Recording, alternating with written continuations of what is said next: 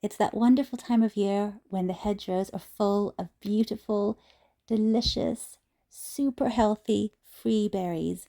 So we're going to pick a bunch and make a pickle. I've often made beautiful jams with blackberries, but I find them quite sweet.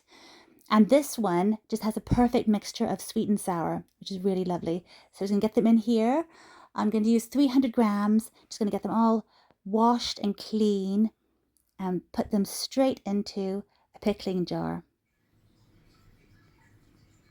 And now we'll pop outside and collect the rest of the fresh ingredients. I'll just pick a few sprigs of thyme here. This one's a really lovely one. It's called lemon curd thyme, as you can see. Really flavoursome. We also need a bay leaf, and I've got this really quite large now bay tree in here. I usually keep it in a more sunny position, and it's gotten a bit dry. There are a few yellowing leaves here, but we just need one leaf for our concoction.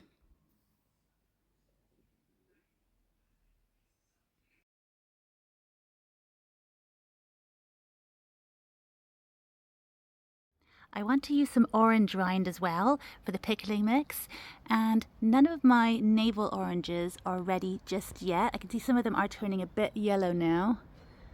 That's good, but I do have this one that I've been meaning to pick for quite some time now, and this is a rainbow orange or rainbow lemon. It's an archibald. I keep forgetting if it's an orange or lemon, but it's actually a mix of the two. It's a mix of two blood oranges and a Meyer lemon, so a really interesting one. I do find the flavor of the orange itself isn't that exciting.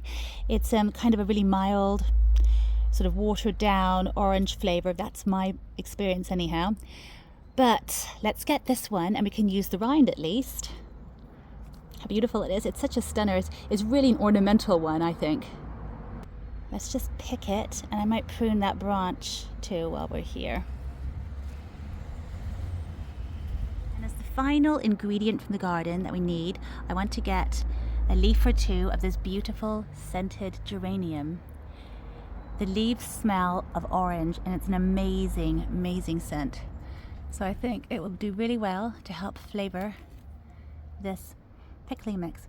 Oh, that's such a good smell. They're such beautiful little leaves too. And this is the second geranium I have. Oh look, Pip. It's Pip's baby. 1 second. He's a little more timid than his dad, but look how cute he is. So fluffy.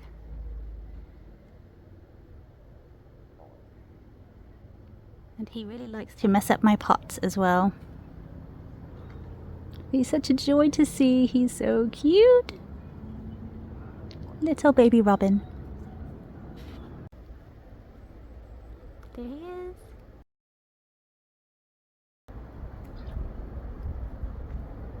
He's so fluffy. Look at him.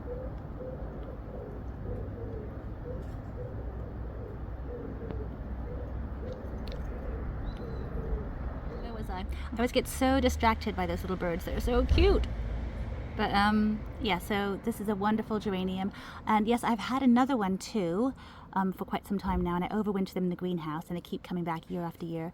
And that one smells of the sweets called cola bottles. It's got a really fun fragrance, and it's lots of fun to use.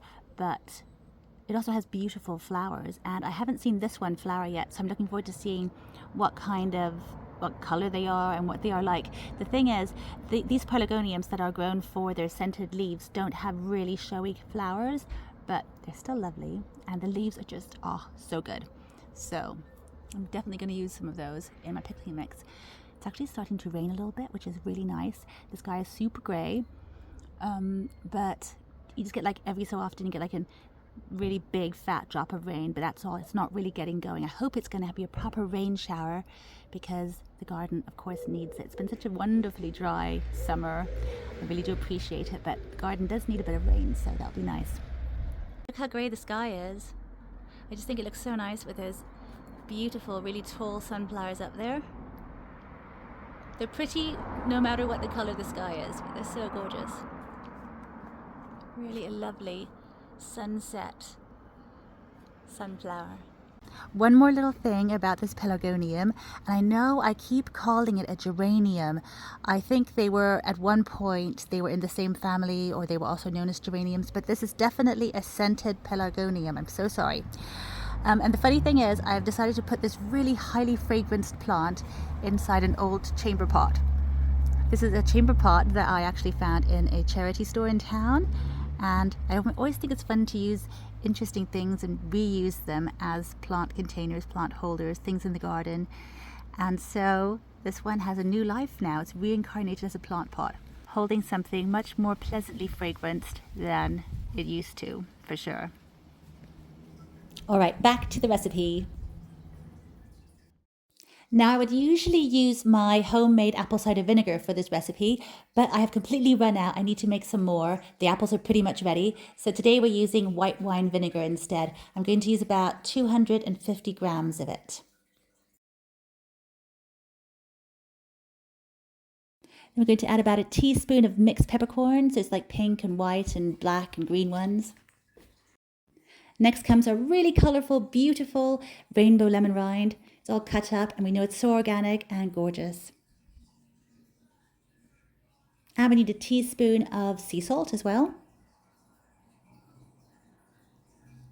And next comes 60 grams of caster sugar. In goes the bay leaf. And the sprigs of thyme as well.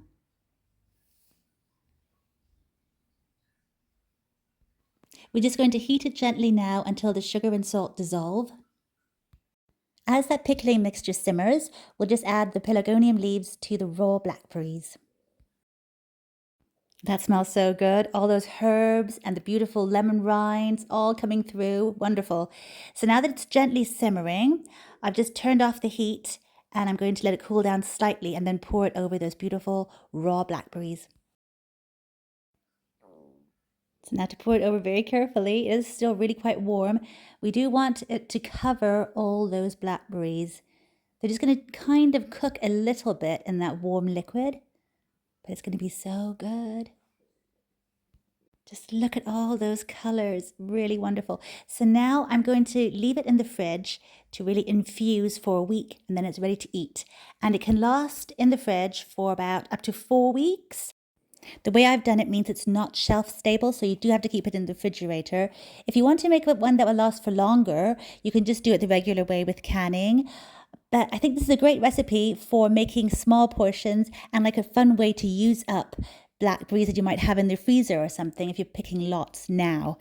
But either way, it's a really yummy one. I hope you try it. Let me know what your favorite recipes with blackberries are. It's so much fun to pick free, beautiful, organic, wild berries. Thanks so much for watching. I'll see you next time. Bye for now.